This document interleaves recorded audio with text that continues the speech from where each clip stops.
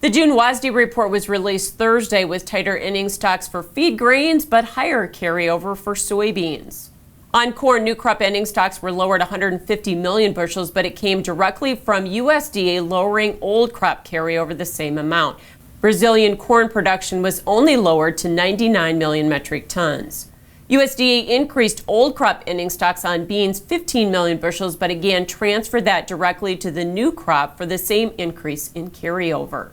And wheat production was raised 26 million bushels, but old and new crop ending stocks were both lowered. Joining us with analysis is Allison Thompson, and usually the June report is kind of a place card holder, but we did see a pretty good pull down in ending stocks on corn. And where did that come from? Two things. We saw them actually increase exports for this year's crop, and they also increased ethanol use too for corn. So between those two things, we did see a pretty good increase in usage.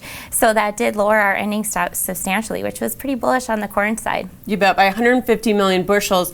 And we're not even figuring in now on new crop lower yield, which we may see here, don't you think? Very well. And they started with such a high record yield to start with.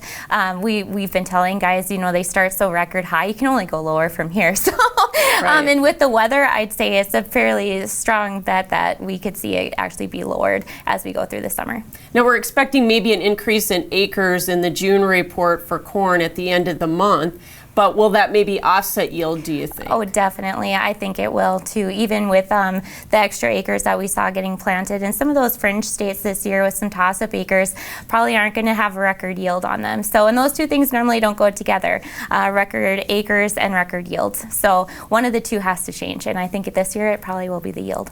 Soybean ending stocks were raised 15 million bushels on both old and new crop, and I guess we shouldn't have been surprised because basis levels have been kind of telling us that, haven't they? Yes, yep. We kind of knew going into the report that it would probably be a little bit of a bearish report for soybeans.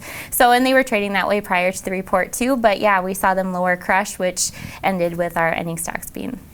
But we are still historically really tight, aren't we, on soybeans? Yes, we are. We're at some pretty record levels for tight ending stocks. So any production hiccup going forward is definitely going to play into these markets.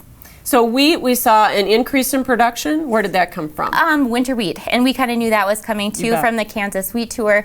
So it wasn't really a big surprise there on the U.S. side to see a little bit of an increase in production.